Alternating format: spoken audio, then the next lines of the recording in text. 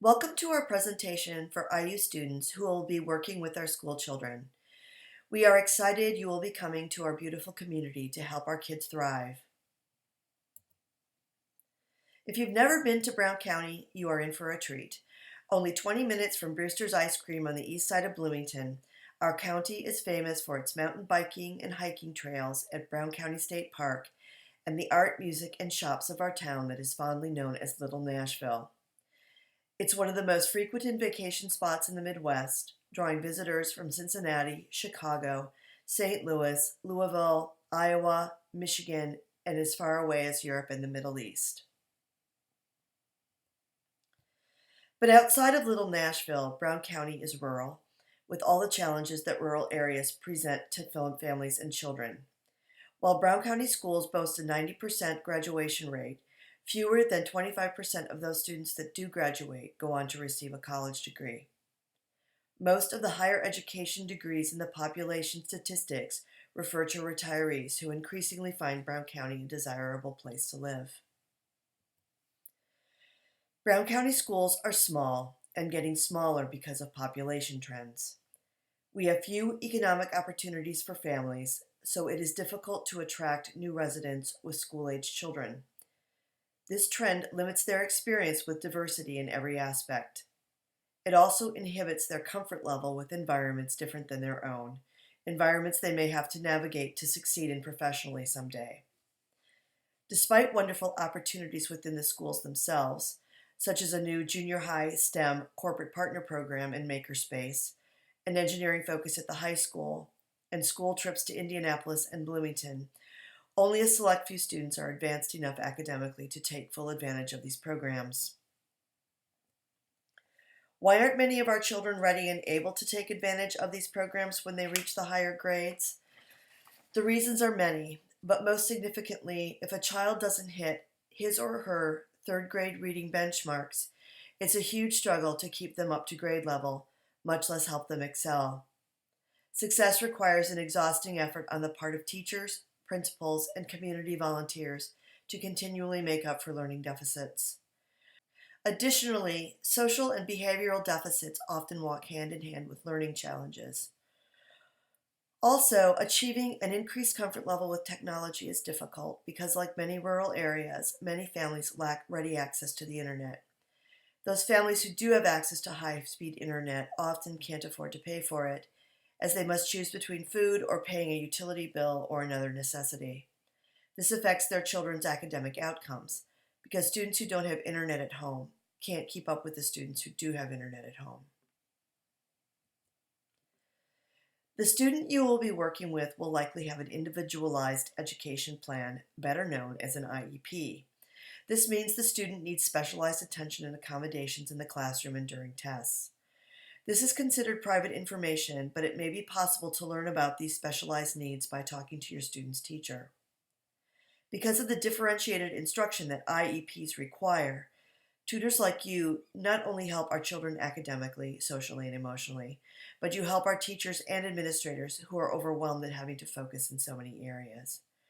Being able to focus on these students also helps other children concentrate inside and outside the classroom. Sounds like a lot, doesn't it? But it's not as overwhelming as it sounds, mostly because you will be sitting with them, helping them, talking with them, and just being there for them, which can be pretty important when their distraction is the love of their life. You will be surprised how many of our kids have a broken heart from being rejected. Yes, it's true. Even at 4th, 5th, or 6th grade, they can be obsessed with a girlfriend or boyfriend. You remember that time? That's when your empathy and personal experience can play a big part in helping them get past those moments to the thing that matters, their own successful future. Tutoring focuses on academics, but it teaches more than just subjects. It helps children learn responsibility for their own outcomes. It helps them understand manners as they relate to asking for extra help from their teachers. It helps them understand and manage their quantity of tasks and deadlines. It helps them understand how to be understood via writing and speaking. It helps reinforce the soft skills so important to being successful throughout life. And it shows them that someone closer to their own age cares about them enough to show up each week and help them. Tutoring is often not what you expect.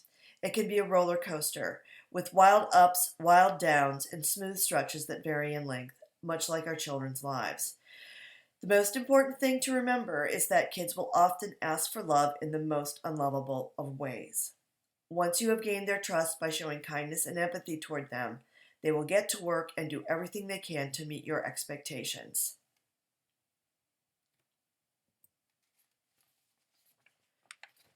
How does tutoring work? Tutoring sessions are fairly consistent. After you get to your location, you will sign in at the front desk, then go to the room that has been designated for tutoring. Sometimes it's in a room with several students, and sometimes it's in a room with just you and your tutee. We will try to provide a separate room for you if your student works better with no distraction. The first tutoring session provides you and your tutee an opportunity to get to know each other a little bit. It's always helpful to know their personal interests and to see what interests you share. Lots of our kids are into graphic novels, superhero movies, dirt biking, animals, rap music, fashion, and a lot more.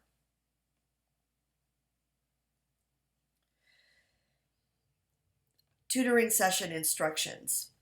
When you first meet with them, you're going to ask them to open their laptop and show you their Skyward account, which is where their grades and assignments are housed. You will ask them about any poor grades or missing assignments. If they can't find their missing assignments in their folders, walk the student to the teacher's room so they can discuss how to make it up. You can help your student develop an organization system for his or her assignments, a system that works for them in a way that the student can keep up with them. You will help your student complete their assignments.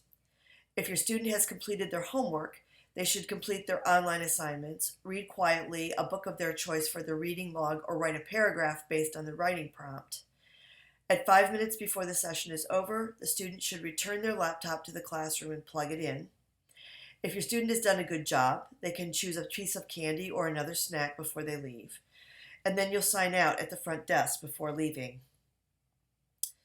And then sometimes you just have to throw your plan up in the air and meet your student where he or she is at. At these times, you may find it necessary to toss these steps aside and go with the flow. You may not know what's going on with your student, what's preventing them from doing the work. The most important thing to remember is that there are people in the school who are able to help you if you feel you need assistance. Sometimes that assistance is simply a strong authority figure who can intervene. Sometimes it's the school counselor who knows what's going on in the family or with the child, and she or he can step in to help. You will be told where to go for help. That's where helpful tips like these, like the anger iceberg, may help you to understand behavior and approaches to helping your student work through their issues. Don't take it personally.